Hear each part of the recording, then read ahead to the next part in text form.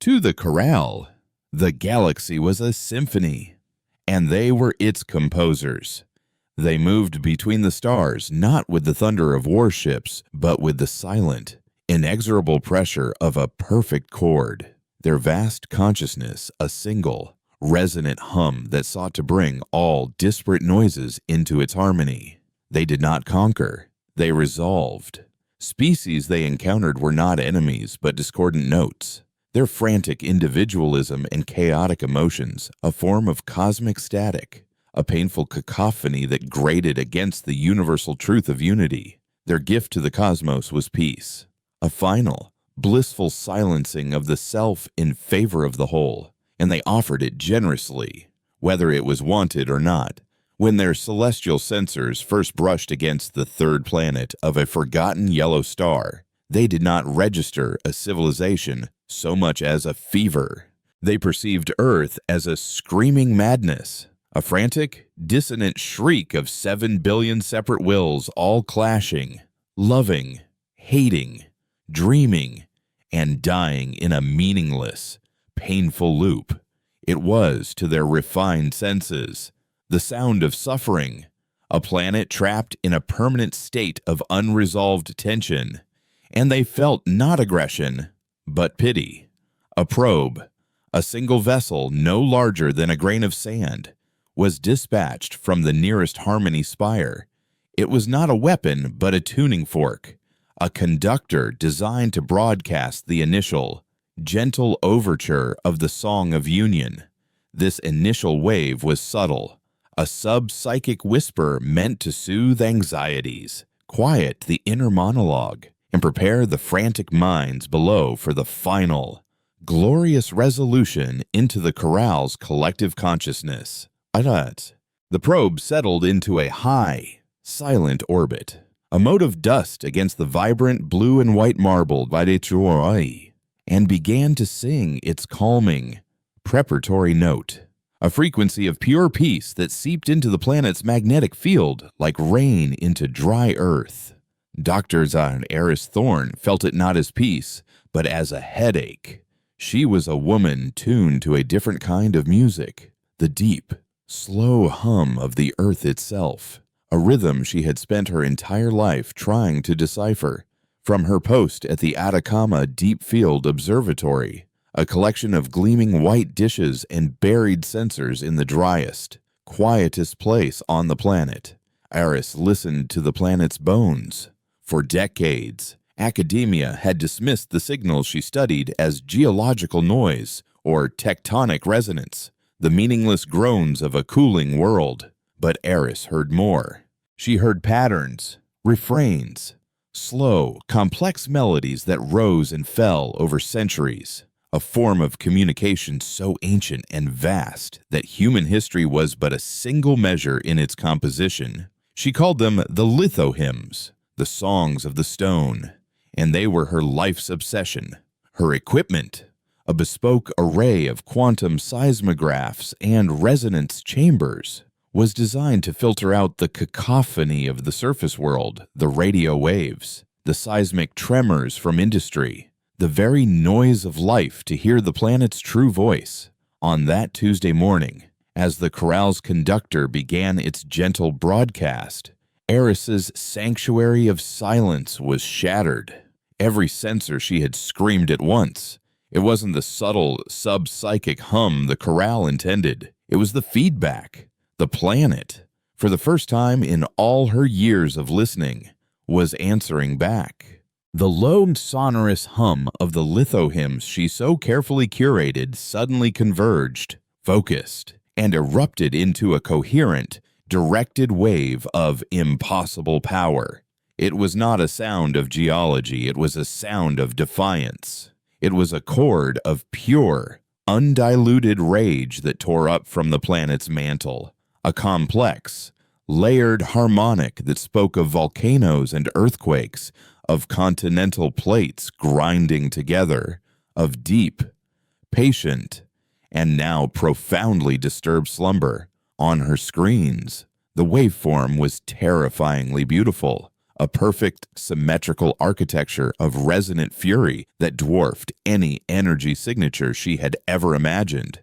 The signal didn't just radiate, it aimed. It shot from the planet's core like a spear of sound, a counterfrequency of such immense and precise power that it struck the orbiting conductor not as an attack, but as a logical paradox. The conductor, built to resolve dissonance, was presented with a chord that was both perfectly harmonious and yet utterly antithetical to its own song. It was like trying to teach a color a new name. The probe's crystalline mind, incapable of processing the sheer, focused identity of the Earth's reply, simply ceased to be. It didn't explode. It sublimated. Its physical form and psychic essence erased from space-time in an instant of absolute negation. In the cold depths of interstellar space, a trillion minds connected as one felt a sudden, shocking silence where their conductor's note had been. It was not the silence of peace. It was the silence of a void. A missing instrument ripped from the orchestra, and for the first time in millennia, the chorale felt something akin to confusion, and back in the Atacama, Eris stared, breathless, and the dying echoes on her screen. The Earth's roar had faded as quickly as it had come, settling back into its deep, patient hum. But the silence it left behind was different. It was charged, expectant. The headache was gone, replaced by a strange, exhilarating clarity. The feeling of having just overheard a secret that could undo the world. Her hands trembled as she saved the data, terabytes of it, the recording of a planet's waking roar. She had no idea who or what had prompted it, but she knew one thing with absolute certainty. She was the only person on Earth who had heard it. She was the only person who understood that it was not noise. It was a word. That evening, as the twin moons of Jupiter rose over the stark horizon, a dust-covered utility vehicle pulled up to the observatory. A man stepped out, old, with skin like cracked river mud and eyes that seemed to hold the patience of the mountains around them. He was not government, not military. He wore simple canvas clothes and carried no visible authority, save for the profound stillness in his presence. He walked directly to her console room, ignoring the security alarms that did not sound, and looked not at her, but at the waveform still frozen on her main screen. "It is louder than we expected," he said, his voice as dry and quiet as the desert air. The first note of the unbinding. Eris found her own voice, thin and reedy. "Who are you? How did you get in here?" The man, who introduced himself only as Elias, finally turned his ancient eyes to her. "We are the keepers of the silence, and you, Dr. Thorne, are a listener. You have spent your life learning the grammar of a language you did not know you were meant to speak." He gestured to the screen. "That is not a weapon signature. It is a declaration. You have just recorded this world's true name, and its enemies have heard it for the first time. They will not understand it, and so they will come now not with a tuning fork, but with a hammer to shatter the instrument they cannot play." He led her from the observatory, not by force, but by an invitation she felt powerless to refuse. They drove deep into the Andes, to a place unmarked on any map, a narrow fissure that led down into the warm, breathing darkness of the earth. The air grew thick with ozone and the scent of ancient, wet stone. They emerged into a cavern of impossible scale, a geode the size of a city. The walls were lined not with crystal, but with something else, a dark, veined, bioluminescent material that pulsed with a slow, gentle light, in time with a sound that was no longer a sound, but a vibration felt deep within her bones. It was the litho hymn, the song of the planet. And here, At its source, it was a living presence. "For 10,000 years," Elias whispered, his voice swallowed by the immense space. "We have waited." The first singers told us that Earth was not a home, but a vessel, a dormant instrument of last resort, built to protect the galaxy's chaos from those who would silence it with perfect, terrible order. He pointed toward the center of the cavern, where the pulsing light was brightest.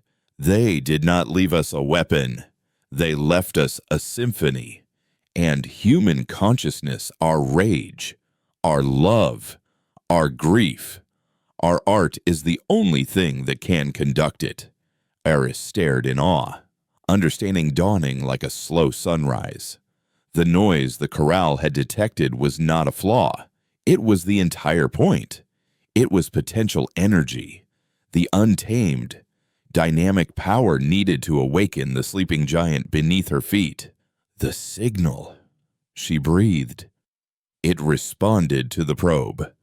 It responded to a threat, Elias corrected gently, and in doing so, it has shown our hand.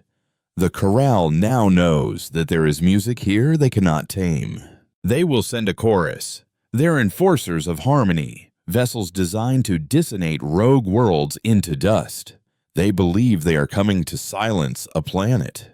He turned to her, and for the first time she saw a flicker of something other than patience in his eyes, a sliver of fear, sharpened by a terrible, ancient hope. They have no idea they are walking onto a stage. Moments before the overture begins, the cavern was not a place, but a presence. Eris walked beside Elias toward the glowing heart of the geode, and with every step, the distinction between herself and her surroundings began to blur. The air itself was a medium of information, carrying the slow, thrumming life of the planet directly into her mind. She could feel the grinding tension of the San Andreas Fault, the slow, patient crawl of the mid-Atlantic Ridge, the fiery, dreaming slumber of the Yellowstone caldera. These were not abstract geological facts. They were verses in the litho-hymn, the physical body of a titanic, sleeping consciousness. The bioluminescent material that lined the walls, which Elias called aurostone, was not rock, but a form of planetary nerve tissue, a crystalline lattice that processed the planet's immense sensory data. It pulsed in response to her own nervous system, its soft internal light brightening with her awe and dimming with her fear. At the center of the vast chamber, the floor rose into a smooth, dark dais of obsidian, and upon it sat not a chair or a console, but a single, perfectly spherical lodestone, humming with a power that made the air shimmer. "This is the focal," Elias explained, his voice barely a whisper against the cavern's deep hum. "The first singers designed it not to command, but to listen, to be a conductor. You do not impose your will upon the instrument. You must feel the music it already contains. Find the melody within the noise, and give it focus, intent." He turned to her, his ancient eyes locking onto hers. "They are coming. Listener, the chorus. Their song is not one of union, but of erasure. It is a chord of absolute silence that unmakes patterns, unravels complexity, and smooths all things into a final, featureless piece. They will not bombard the surface, they will quiet it. They will turn every poem, every equation, every memory, and every scream into a single, uniform, monotonous note. And then they will turn the stone and the sea into that same note, until Earth is nothing but a perfect, silent sphere." Eris felt a cold dread that had nothing to do with the cavern's cool air. It was a vision of a death more profound than simple destruction. It was the death of meaning itself. As if on cue, a new sensation rippled through the aurostone. It was not a sound, but the ghost of one. A sudden, pervasive flatness. Above, on the surface, the sun did not dim, but its light seemed to lose its warmth, its vibrancy leaching away into a pale, sterile white. The sky became a washed-out, uniform blue, the color of a cheap imitation. The complex symphony of life, the buzz of insects, the rustle of leaves, the distant roar of traffic began to fade, not in volume, but in texture. Every distinct sound was being sanded down, its unique frequency drawn toward a single, soul-crushing drone that hummed just at the edge of hearing. People in cities across the globe stopped mid-sentence, the thought behind their words suddenly feeling distant, unimportant. Artists stared at their canvases, the colors seeming pointless and dull. Lovers looked at each other and felt not passion, but a strange, placid indifference. The attack of the chorus was not an assault of energy, but of entropy. It was a wave of cosmic apathy, and it was draining the world of its will to be. In the cavern, Eris gasped and clutched her head as the feeling washed over her. The intricate beauty of the litho hymns began to fray, their complex harmonies wavering, threatening to dissolve into the same monotonous hum. "It's pulling it all apart," she stammered, feeling her own thoughts losing their sharp edges. "Elias, I can't think." Elias placed a steadying hand on her shoulder. His face was a mask of grim resolve. "They are singing their song of unmaking, but this instrument was built to answer. You are a scientist, Dr. Thorne. You seek patterns in chaos. Do it now. Do not fight the drone. Listen to it. Find its frequency. Understand its structure." He urged her toward the dais. "Then, show it something it cannot comprehend." Eris stumbled forward, her mind a fog of encroaching emptiness. She placed her trembling hands on the humming lodestone of the focal. The moment she touched it, the world exploded. Her consciousness was ripped from her body and flung into the planetary instrument she now commanded. She was no longer a woman in a cave. She was the cave. She was the mountain above it. She was the tectonic plate on which it rested. Her senses expanded to a continental scale. She felt the weight of the Pacific Ocean, the searing heat of the planet's iron core, the delicate, frantic heartbeats of 7 billion humans on the surface, their minds flickering like candles in a rising tide of gray.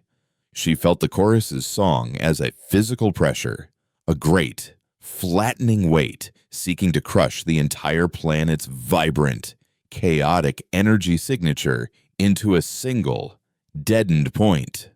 Elias's voice echoed in her mind, a steady anchor in the storm.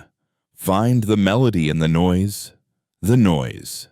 For her entire career, she had worked to filter it out, to find the pure signal of the earth.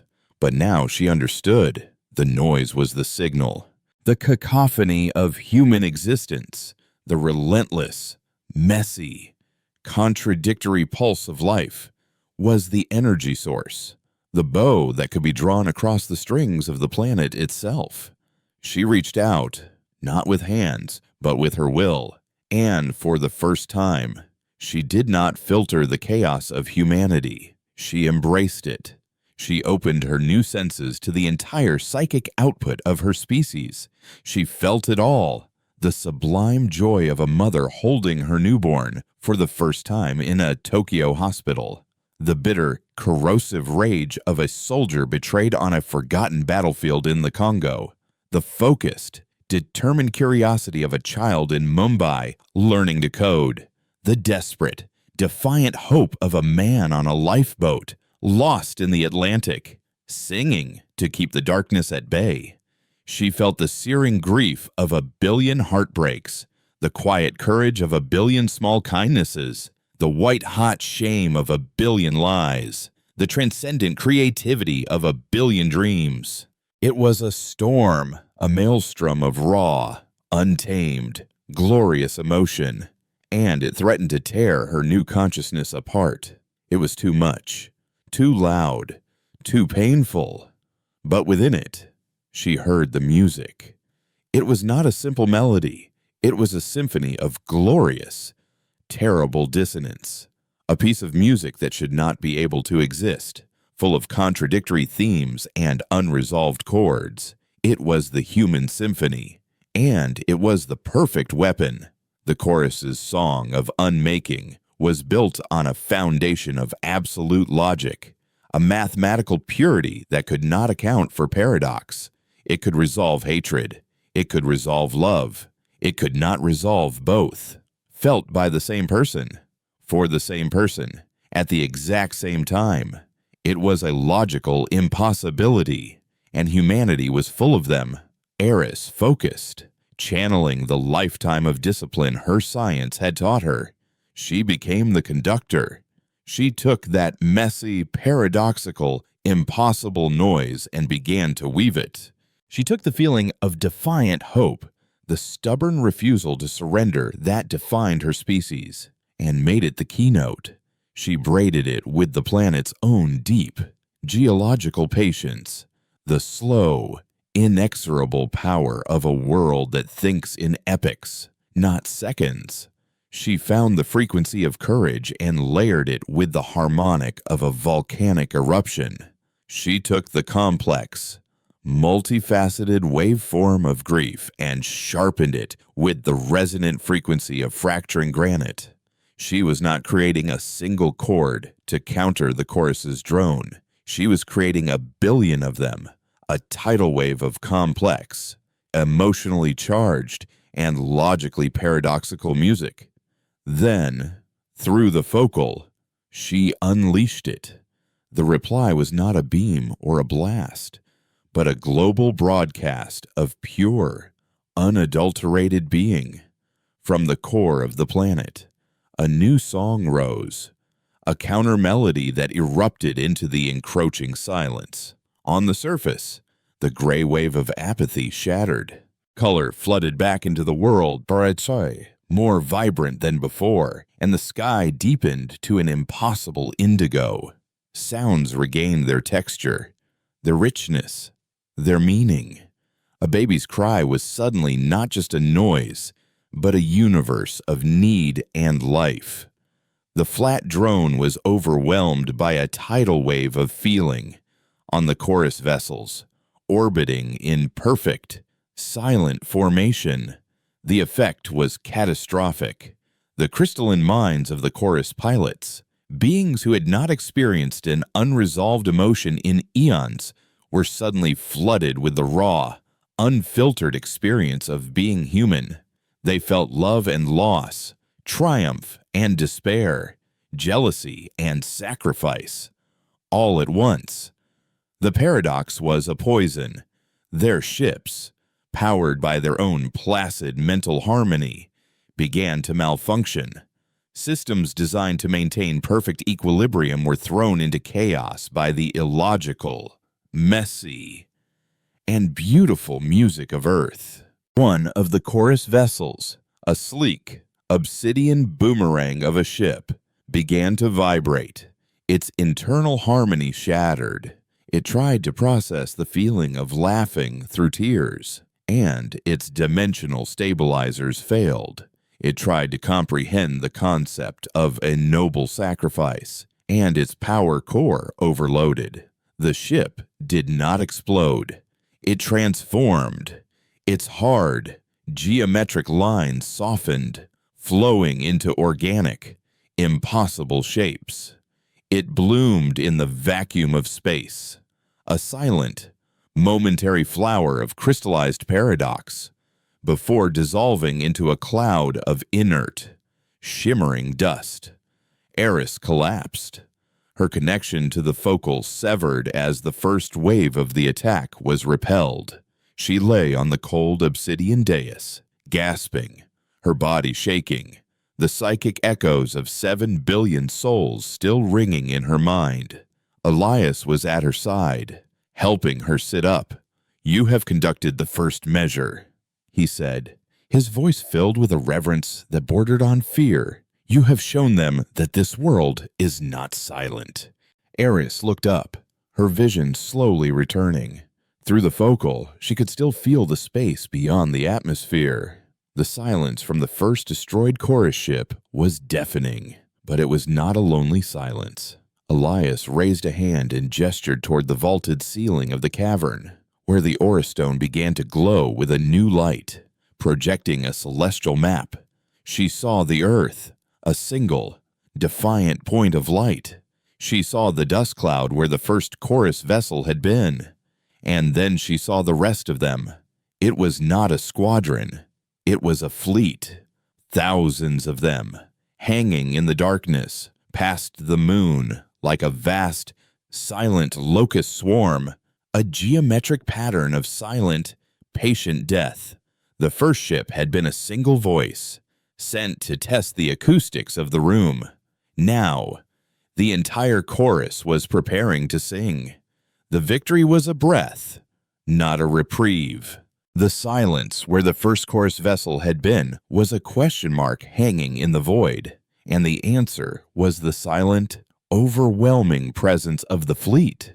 They were not reacting with anger or fear, emotions they had long since harmonized out of existence. They were processing, analyzing the impossible counter-frequency Earth had produced, and preparing a response with the cold, dispassionate logic of a composer correcting a flawed score.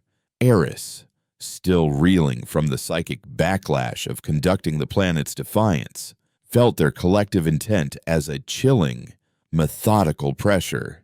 They were not preparing to attack again with the same song of unmaking. They had encountered a paradox, and their solution was not to overpower it, but to deconstruct it. "They're learning," she whispered, her voice hoarse. She could feel them through the focal, their immense, unified consciousness probing the very fabric of human emotion they had just been assaulted with. They're isolating the frequencies, grief, hope, rage. They're treating them like variables in an equation. They're trying to find a root note, a prime number in the human soul they can neutralize. Elias nodded, his ancient face etched with a gravity that seemed to predate the mountains around them. "They seek to solve us. To them, we are a complex but ultimately finite puzzle. They believe that if they can find the fundamental tone upon which our chaos is built, they can introduce a perfect anti-tone, a nullifying chord that will cancel us out, not just psychically, but existentially." He led her away from the focal, toward a deeper, darker part of the cavern, where the aurastone pulsed with a slower, more somber light. The first singers knew this was a possibility. They knew that any consciousness advanced enough to create the chorale would not be defeated by a single defiant chord. The Earth is not just an instrument, it is a library, a repository of music too dangerous for the rest of the universe to remember.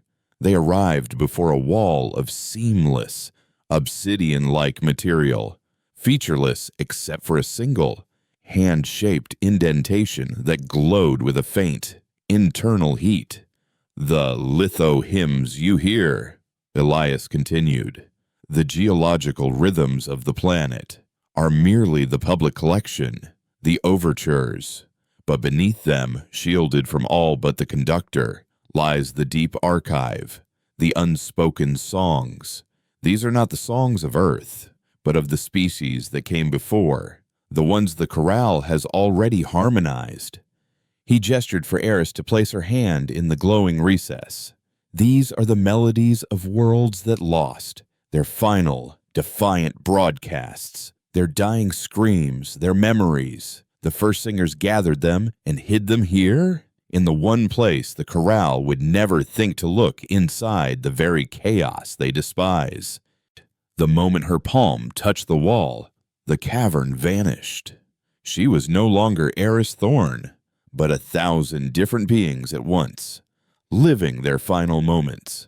She was a crystalline entity from a gas giant, watching as the chorale's song shattered her brethren into mindless, glittering dust. Her last thought not of hatred, but of a profound, lonely sorrow for the beauty that would no longer be seen. She was a silicon-based life form from a world of eternal twilight, a creature whose entire language was based on the slow, patient shifting of geological strata, feeling her planet's song being flattened into a meaningless drone, her final act to inscribe a single, defiant glyph of memory deep within the bedrock before the silence took her. She was a member of a vast, arboreal hive mind, a planet-spanning forest that communicated through the shared language of root and branch, feeling its collective consciousness being pruned, its billion-year-old song of growth and decay, silenced branch by branch, its last desperate thought a seed of memory, cast into the void. Each memory was an agony, a universe of experience and culture extinguished. Yet, they were not just recordings of defeat, they were archives of defiance. Each species, in its final moments, had refused to simply be erased. They had encoded their essence, their unique perspective on the universe, into a final complex waveform and broadcast it. These were the unspoken songs, and they were a symphony of loss, a chorus of ghosts. Eris pulled her hand back, gasping, tears streaming down her face. She had not just witnessed these ends, she had lived them. The weight of 1,000 silenced worlds settled upon her. "Why?" she choked out.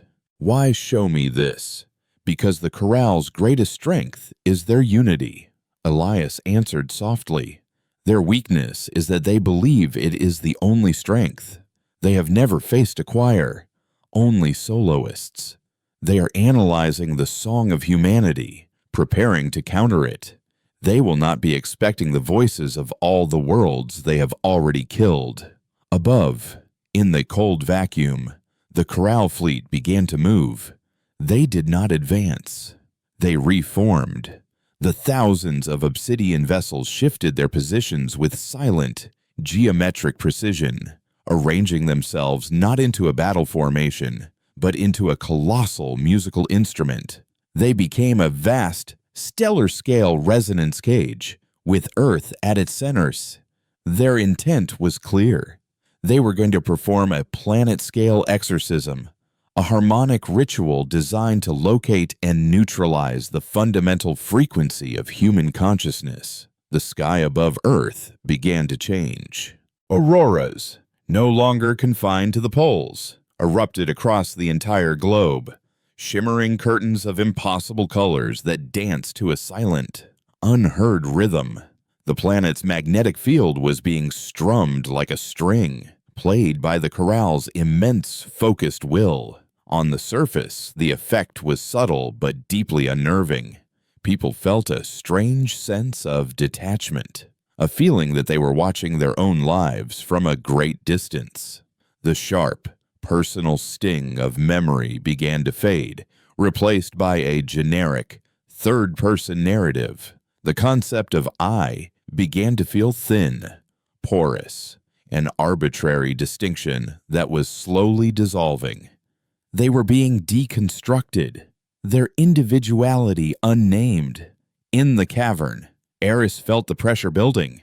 The focal was humming erratically, the song of Earth struggling against the suffocating, analytical harmony of the fleet. "They're pinning it down, she and say." Her scientific mind grasping the terrifying strategy. They're using the magnetic field to isolate the bioelectric frequencies of every living mind on the planet. They're creating a psychic census. Once they have every voice cataloged, they'll build the anti-tone. Then, you must give them more voices than they can count, Elias urged, his composure finally cracking with a sliver of desperate urgency. "Conduct the ghosts. Listener, give them their final chorus." Eris returned to the focal, her heart pounding not with fear, but with a terrible, righteous fury. The weight of the silenced worlds was no longer a burden, it was a mantle. She was no longer just a human scientist. She was the curator of a library of lost souls, and the final overdue bill was about to be delivered. She placed her hands on the lodestone, but this time she did not reach for the chaotic, vibrant energy of humanity. She reached deeper, past the litho hymns, past the geological heartbeat of the earth, and opened the deep archive. The unspoken songs surged through her, a billion years of silenced music, a galactic symphony of defiance, flooded into the focal. She felt the crystalline sorrow, the silicon patience, the arboreal grief, and 1,000 others, each a unique and powerful instrument in its own right. They were not a cacophony. They were a choir waiting for a conductor. The chorale, in their patient, methodical analysis, had mapped the human soul. They had identified the core frequencies of love, fear, and hope. They had constructed their nullifying chord, a perfect, elegant, and utterly final piece of musical mathematics, as they prepared to broadcast it, to silence humanity forever. Eris unleashed the ghosts. The response from Earth was not one song, but a billion. A tidal wave of alien music, of forgotten symphonies and lost anthems, erupted from the planet. The chorale's resonance cage, so carefully tuned to the specific timbre of human consciousness, was struck by a tsunami of utterly alien and unexpected harmonics. A song sung in shifting crystal vibrated against a vessel designed to analyze biology. A melody composed of continental drift grated against a system expecting the frantic pace of human thought. The chorale's perfect, analytical engine was overwhelmed by a flood of impossible, paradoxical data. They had prepared for one orchestra. 1,000 forgotten ones had just taken the stage. The effect was instantaneous and devastating. The lead chorus vessel, the conductor of their analytical symphony, tried to process a frequency based on the sorrow of a sentient gas cloud and the defiance of a silicon scribe simultaneously. Its logic core, the nexus of its connection to the chorale's unified mind, solved a fatal paradox cascade. Ship didn't explode or dissolve. It simply went silent. Its connection to the hive mind was severed, its pilot mind erased by the sheer volume of alien grief. The vessel was now just a dead thing, an empty shell, adrift in a symphony it could no longer comprehend. All across the fleet, the same thing was happening. The meticulously constructed resonance cage collapsed as ship after ship was deafened, their analytical minds shattered by the sheer, overwhelming diversity of the music they were being force-fed. They were not being destroyed by a weapon. They were being silenced by the sheer, magnificent volume of all the voices they had silenced before. Aris stood as the conductor, not of one planet, but of a ghostly orchestra, a galaxy wide. The power flowing through her was immense, the grief and rage of countless extinctions fueling a final, terrible crescendo. She was giving them their vengeance. She was giving them their voice. And the chorale, for the first time in its immeasurable existence, was experiencing the one thing it had always sought to eliminate: a chorus it could not control. A symphony of ghosts singing a song of reckoning. The symphony of ghosts was not an attack. It was a drowning. The chorale fleet, masters of a singular, perfect harmony, found themselves submerged in an ocean of discordant, resurrected music. Their unity, once their greatest strength, became their undoing. The paradox cascade ripped through their shared consciousness like a virus, each shattered vessel sending a shockwave of incomprehensible, alien grief back into the collective, infecting and disabling others. Ships went dark not in formations, but in clusters. their pilot minds winking out of existence as they were forced to process the final, defiant emotions of species they had erased eons ago. It was a rout, a psychic apocalypse inflicted not by superior firepower, but by superior memory. Eris stood at the focal, a conduit for 1 billion years of vengeance. She was no longer just conducting, she was weaving. She took the mournful, crystalline song of the gas giant entities and used its resonating sorrow to shatter the corral's psychic shields. She channeled the slow, patient, grinding rage of the silicon scribes to erase their navigational data, leaving them blind and adrift.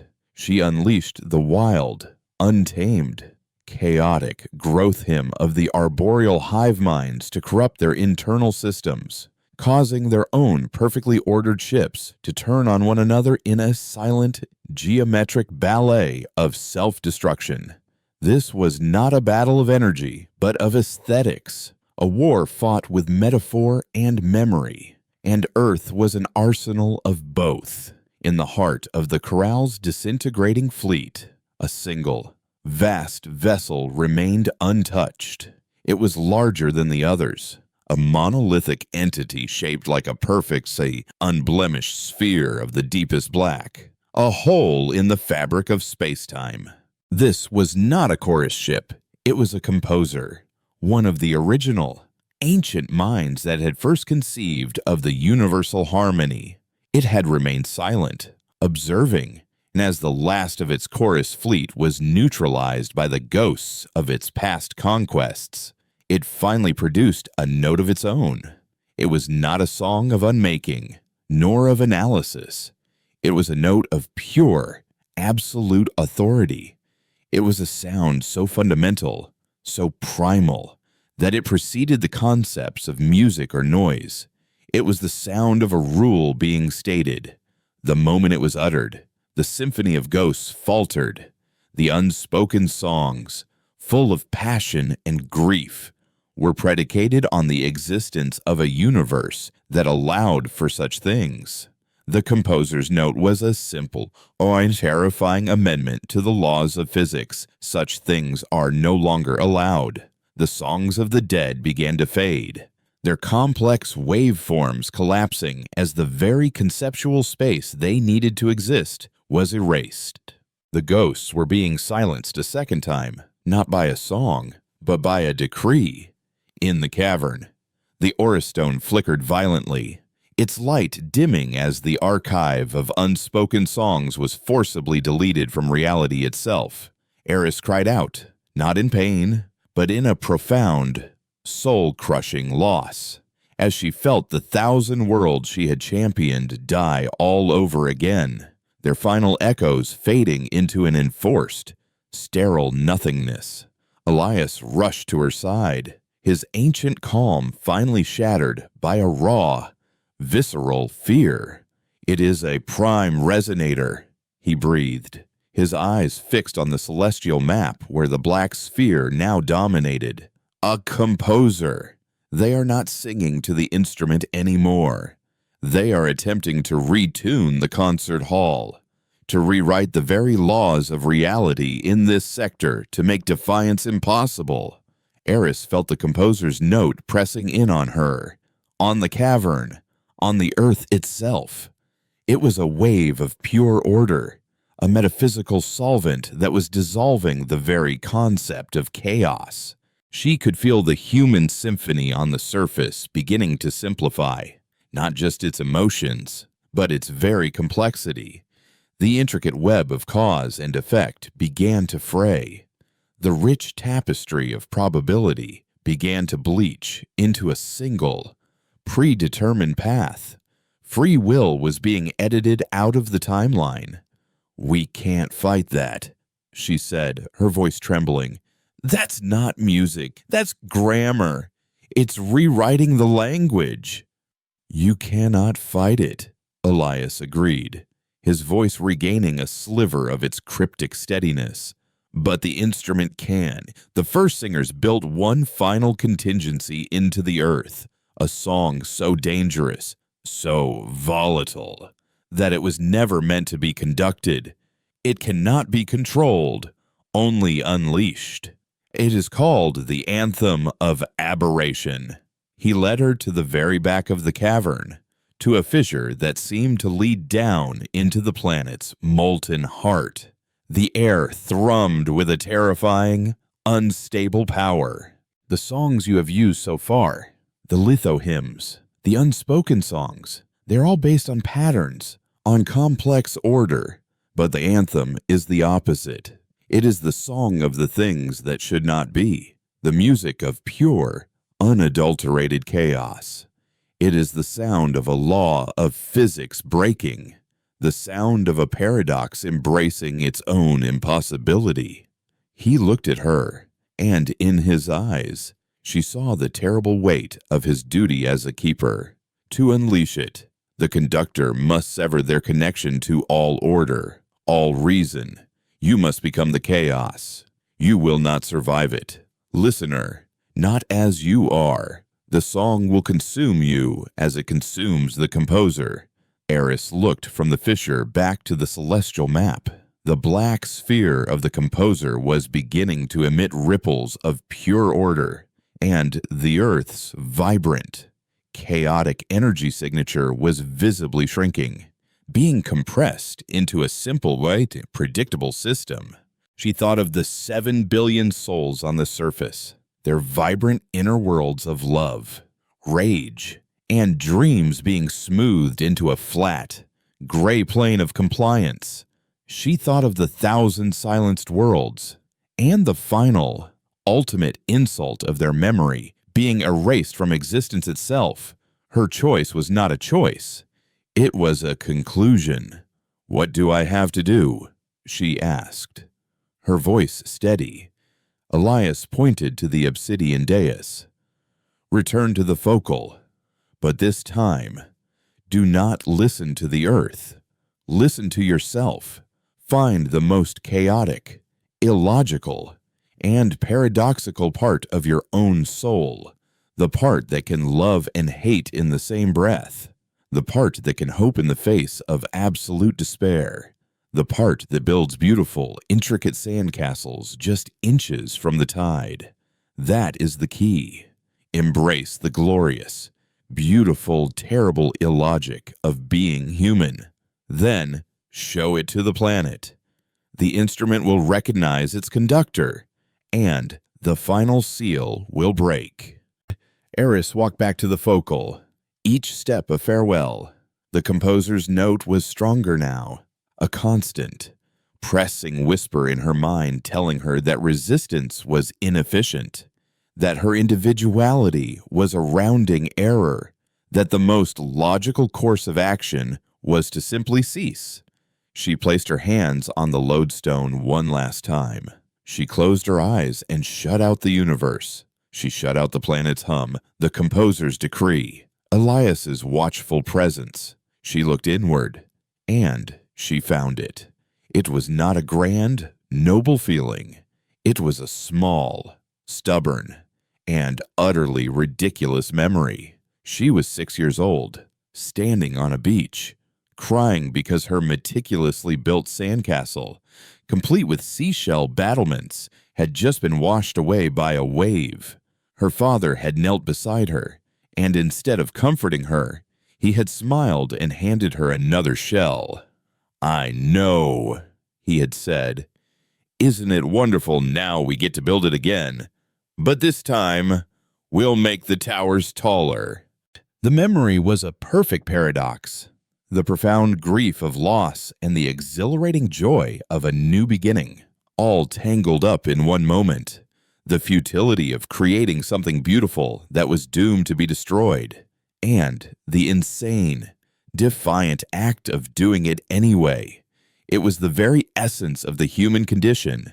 It was illogical. It was inefficient. It was chaos. It was beautiful. She took that feeling, that perfect, impossible contradiction, and held it. She did not try to understand it or resolve it. She simply became it. Then, through the focal, she showed it to the earth. For a heart-stopping moment, nothing happened. The composer's note grew stronger, threatening to extinguish the tiny, flickering flame of her paradox. Then, the planet responded. From the molten core, a new sound began to rise. It was not a chord or a melody. It was the sound of a rule breaking. It was the sound of a wave choosing to be a particle and a mountain at the same time. The hum of the litho hymns shattered. The aura stone in the cavern cracked and went dark. The deep fissure at the back of the cave erupted with a silent, blinding flare of anti-light. The anthem of aberration was unbound. Eris screamed as her consciousness was not expanded, but shattered into a billion different possibilities, each one a universe unto itself. The composer, in its sphere of absolute order, registered the event not as a song, but as a fatal error in the source code of reality. The planet Earth, its final contingency triggered, had just become a localized, weaponized, and sentient physical impossibility. The anthem of aberration did not travel toward the composer. It simply redefined the space between them. The absolute, orderly vacuum of space suddenly boiled with quantum foam, with virtual particles popping into and out of existence in defiance of conservation of energy. The straight path of light from distant stars bent into decorative, impossible knots. The composer's own ship, a thing of perfect logical geometry, found its own circumference was no longer pi times its diameter. The anthem was not a weapon that destroyed. It was a truth that undid. It was the universe's own repressed, chaotic subconscious. And Earth was its voice. The composer, a being of pure logic, was faced with a reality that was no longer logical. It tried to state its rule again, its note of absolute authority. But the anthem simply replied by making the very concept of authority a self-referential paradox. The composer could not process this. It could not exist in a universe where the rules were not only broken, but gleefully so. The black sphere did not explode. It did not dissolve. It simply stopped making sense. It unraveled, its perfect form collapsing into a cloud of chaotic, contradictory information that was then scattered on the solar winds. A final silent testament to the fact that some puzzles were never meant to be solved. And on Earth, in a silent cavern deep beneath the Andes, a woman named Iris Thorne, who is now also a 6-year-old on a beach in a supernova in a forgotten line of poetry, let go of the focal. Her job as the last conductor complete, the silence that followed was not the sterile, imposed peace of the chorale, nor was it the charged, expectant silence that had followed Earth's first roar. It was a silence of awe, the stillness of a universe holding its breath, contemplating a new and terrifying rule that had just been written into its code chaos was a viable, and perhaps even a necessary, state of being. The anthem of aberration did not end. It subsided, its impossible energies receding from the fabric of local space-time and flowing back into the planet's core, leaving the solar system fundamentally and irrevocably changed.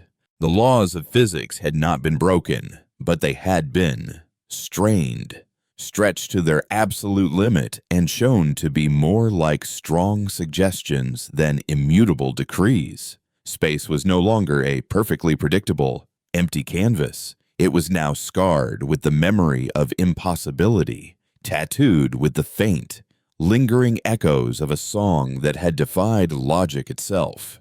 On the surface of the Earth, humanity felt the shift not as a cataclysm, but as a profound and unsettling liberation. The gentle, oppressive order that the composer had begun to impose vanished in an instant, and the full, glorious, terrifying messiness of free will came rushing back. For a single shared moment, every human on the planet felt a dizzying vertigo, a sense of standing at the edge of an infinite abyss of possibility. The future was no longer a path, but a vast, untamed wilderness, and they were utterly terrifyingly free.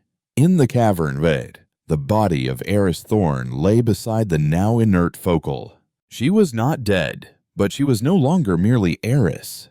The anthem had consumed her singular consciousness, shattering it into a million fractal pieces and then weaving those pieces into the very fabric of the planetary instrument she had conducted. She had become the music. Her memories, her love for her father, her scientific curiosity, her stubborn defiance, all were now permanent notes in the Earth's symphony, inseparable from the litho hymns and the ghostly echoes of the unspoken songs. Elias knelt beside her, his face a mask of profound grief and even more profound reverence. He was the keeper of the silence, and he had just borne witness to its definitive and final breaking. He had guarded a secret for a lifetime, and now that secret was the new truth of the cosmos. He reached out and gently closed her unseeing eyes. "The song is ended," he whispered to the still, silent form. But the melody lingers on. His duty, he realized, was not over. It had merely transformed. He was no longer a guardian of a dormant weapon, but the first apostle of a new and chaotic gospel. The rest of the galaxy, the countless worlds that had cowered under the corral's shadow, needed to know what had happened here. They needed to know that unity was not the only strength, and that silence was not the only form of peace. From the depths of the cavern, other figures began to emerge from hidden passageways, men and women of all ages, the other keepers who had maintained their vigil in silence across the globe. They gathered around Eris, their faces solemn. There were no words of victory, no celebrations. They were the custodians of a power that had saved the world by nearly unmaking it, and they understood the terrible price of that salvation. One of the younger keepers looked at Elias, her eyes wide with the enormity of their new reality. "What do we do now? The corral is broken, but they are not gone. The rest of the galaxy will have seen this. They will be afraid." "Let them be afraid," Elias said, his voice resonating with a newfound authority that was not his own. But the planets, they were afraid of silence and order before. Let them now learn to be afraid of chaos and freedom. It is a more honest fear. He knew that the corral, or what was left of it, would not understand what had happened. They would register the composer's demise as a catastrophic system failure, a logical paradox to be studied and shielded against. They would retreat, regroup, and try to build a harmony that could account for this new, impossible variable. They would fail. They could no longer approach Earth, or indeed any world that showed a spark of defiance, without risking exposure to the lingering infectious truth of the anthem. The universe was no longer a safe, predictable score waiting to be perfected. It now contained a strain of wild, unpredictable music, and the composer was its first, but not its last, victim. Humanity, oblivious to the cosmic scale of the war that had just been fought for its soul, slowly began to awaken from the strange, dreamlike apathy that had gripped it. There were no victory parades, for there had been no visible enemy. There was only a strange, shared feeling, a global sensation of having woken from a long and oppressive dream, and a newfound, inexplicable appreciation for the beautiful, chaotic noise of life. An artist in Florence, who had stared at a blank canvas for hours, suddenly began to paint with a frantic, joyful abandon, the colors clashing in ways that were disharmonious and yet breathtakingly alive. A mathematician in Bangalore, who had been working on a proof of absolute certainty, erased his blackboard and began to explore the elegant, beautiful equations of chaos theory. A politician in Washington, about to deliver a speech of placid, unifying rhetoric, threw away his notes and spoke with a raw, contradictory passion that alienated half his audience and inspired the other half to tears. The world had not been saved. It had been unleashed. Decades later, the Atacama Deep Field Observatory, long since abandoned, became a place of pilgrimage. They called it the Listener's Sanctuary. Elias, now a figure of myth whispered about in the quiet corners of the world, had sealed the cavern, leaving the earth to its new, wild song. But he had left Eris's final recording, the waveform of the planet's first defiant roar, playing on an endless loop on her main screen, powered by the Earth's own geothermal energy. It was a monument not to a victory, but to a conversation. It was a reminder that the universe was not a monologue, and that sometimes the most beautiful music is a scream of protest. The first alien visitors arrived not in warships or crystalline probes, but in small, cautious vessels, drawn not by conquest, but by curiosity. They were the survivors of worlds the Corral had not yet reached, or the nascent consciousnesses of worlds that had long hidden in fear. They had seen the composer's light extinguish. They had felt the ripple of impossibility that followed. They came to Earth not to find a weapon, but to hear a song. They found a species that was still loud, still messy, still hopelessly divided and gloriously paradoxical. They found a world that was not perfect, not harmonious, not unified, and they saw, for the first time, that this was not a flaw. It was a promise. Earth had become the keeper of the galaxy's chaos, the sanctuary of its dissonance.